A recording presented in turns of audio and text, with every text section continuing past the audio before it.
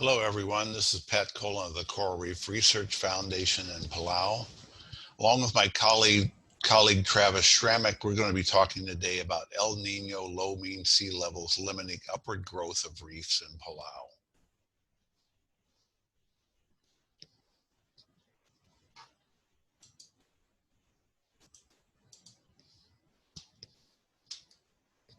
The Republic of Palau is located in the western North Pacific with its main island group situated about 7 degrees north of the equator. Palau has an ideal environment for coral reefs with clear oceanic water at 28 to 30 degrees centigrade. There are also tidal ranges that promote flushing in all reef environments. Now, despite having a major bleaching event in 1998 and a lesser one in 2010, coral reefs are healthy with high coral cover. Like everywhere, though, Palau is subject to global sea level rise, presently about 3 millimeters a year, with projections of increases of 650 millimeters or more by the end of the century. The questions of whether or not upward growth of coral reefs will be able to keep pace with sea level rise, expressed in the classic Conrad Newman 1985 scenario of keep up, catch up, or give up, are of considerable concern. Some efforts to examine this question have been pursued globally, and most people have envisioned steadily rising sea levels without major variations as the backdrop for the response of coral reefs to sea level rise.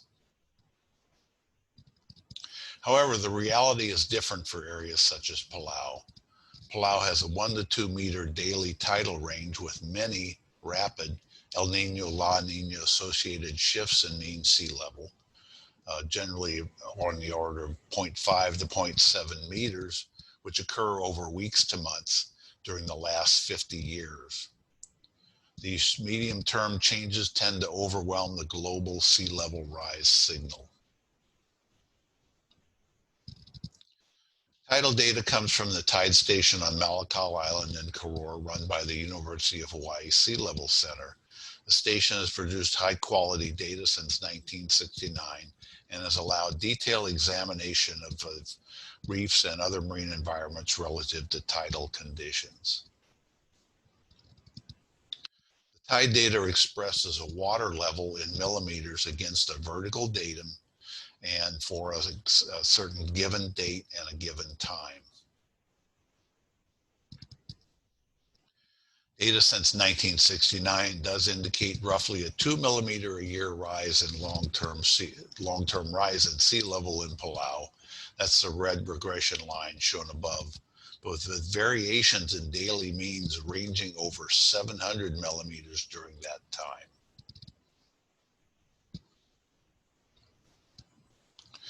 While sea level constrains the upward growth of corals, they can also still grow outward, expanding the diameter of colonies.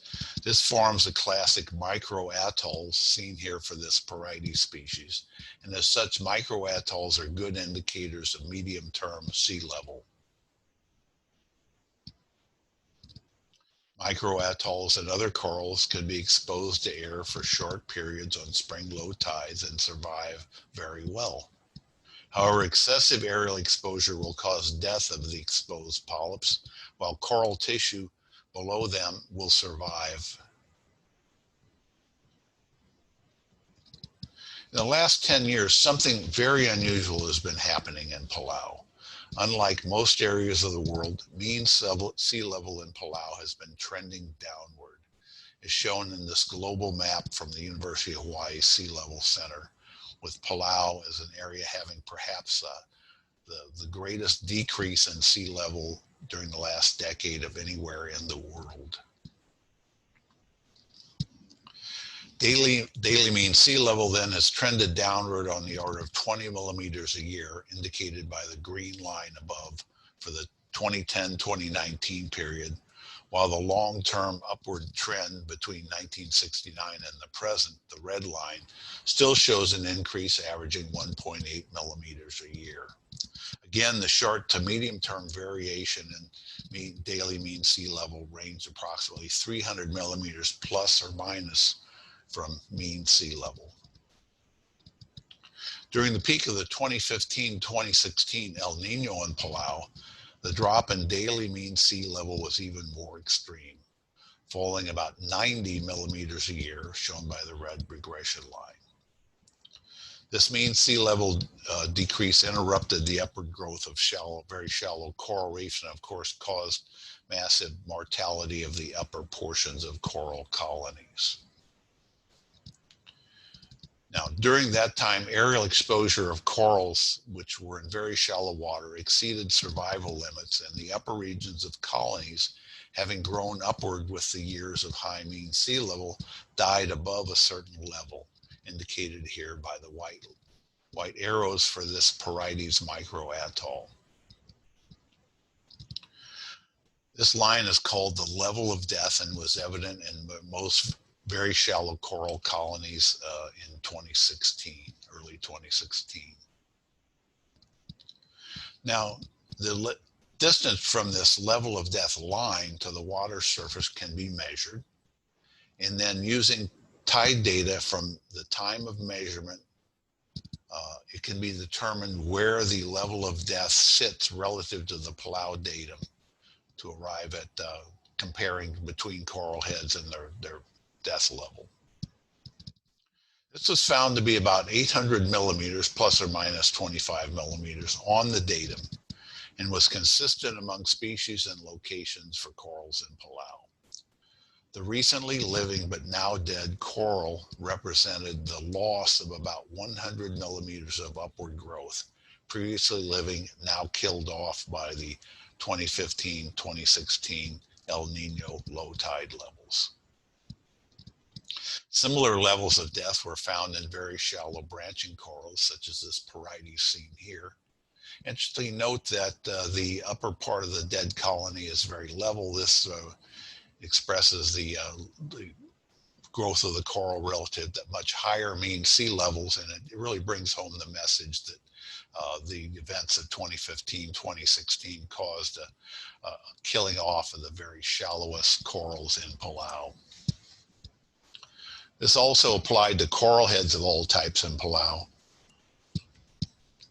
and with deaths at the 800 millimeter datum level in coral colonies. It's also applied to beds of very shallow branching corals. In the summer of 2016, this lovely Monopora acropora complex bed was healthy and luxuriant after several years of the high sea levels before. But in 2016, February, large areas of the uppermost branches of that same area were dead and covered in algae. This left a patchwork of dead colonies where the branches had been exposed for too long among deeper areas which still had very healthy living corals.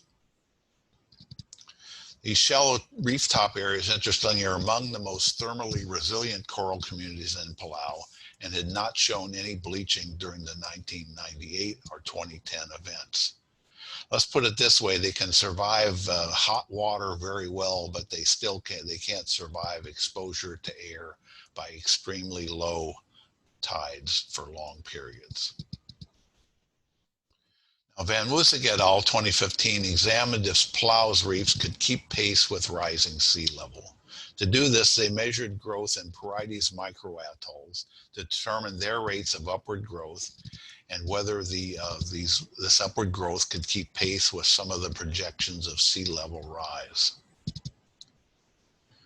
However, they made their measurements of coral growth in June 2014, indicated by the red arrow here, after the period of high mean sea levels from 2010 to 2013, and during a brief lull in the multi-year downward slide of daily mean sea level, and they did not anticipate the death of corals or micro-atolls from aerial exposure in their estimates of being able to keep pace with rising sea level.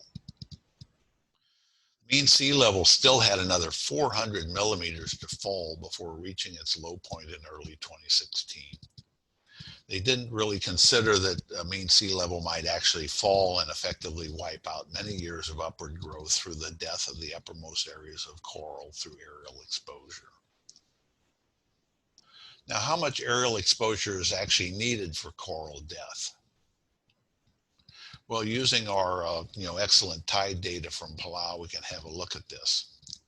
The amount of aerial exposure for exposure time at a given tidal datum level can be calculated on a monthly basis from the Palau tide data. And then this can be compared, this amount of exposure over time, against when coral death occurred. This graph shows a percent of all the hours in a month when sea level was below that 800 millimeter death line level. Remember that corals can still survive for a period of time with very low tides, but not for too long. And then this is over the period 2010 to 2019.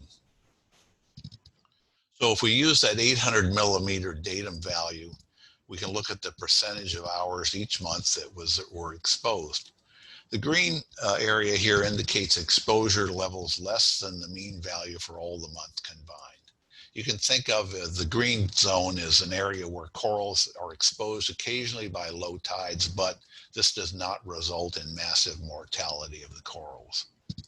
However, the red area indicates higher aerial exposure levels each month, and these are times that are most likely to have coral mortality from aerial exposure. Again, note we have the 2015, 2016 period as the largest area of red. So between 2009, 2020, the 2015-2016 El Nino had the greatest duration of aerial exposures. In this case, in February 2016, it was 17% of the total hours of the month had the corals exposed above that 800 millimeter level.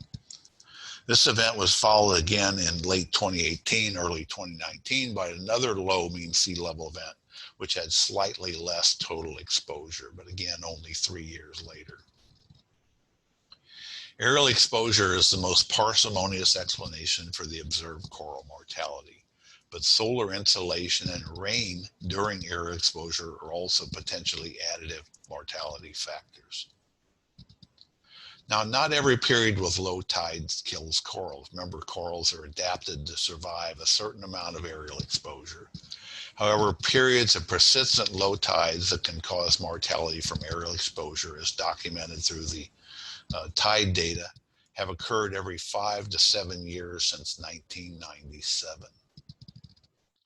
If one lengthy period of low mean sea level is followed a few years later by a second, then these can be additive disruptions to shallow upward coral growth. This does not allow potentially enough time for corals to recover positive growth after a low mean sea level event, so that this upward growth is disrupted and lost. So rapid changes in mean sea level linked to climate variability need to be considered when determining reef survival and growth in a changing world. Now, what's happened to coral growth since those low mean sea levels of early 2016? Well, in 2019-2020, certain areas and individual coral heads were re-examined and re-photographed to see what had happened. There was scant evidence of any recovery, either in the form of new coral colonies growing on those dead areas that were killed by the low sea level events, or new marginal growth beyond the narrow areas of the upper living margin. And then the 2018-2019 event again had the potential for setting back reef growth that had occurred since 2016. This is an example here. This is the same coral head we looked at before in January 2016 with its level of death at 800 millimeters.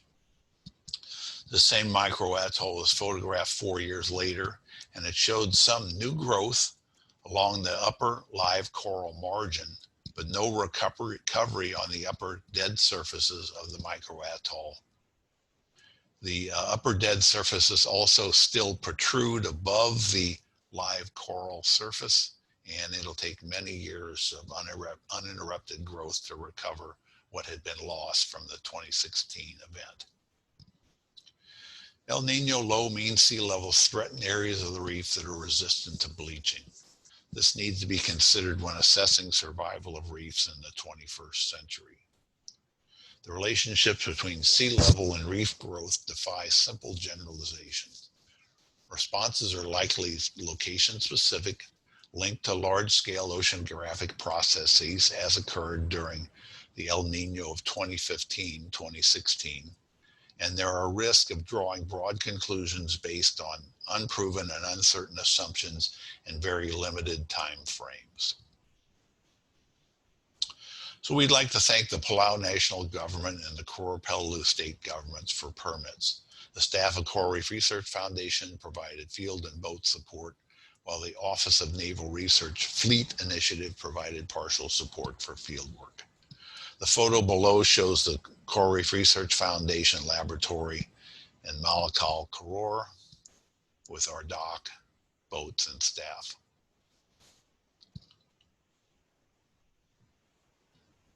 Finally, to conclude, I'd like to say please download a free copy of the PDF book, Marine Environments in Palau, at our website, crfpalau.org. And thank you very much for listening.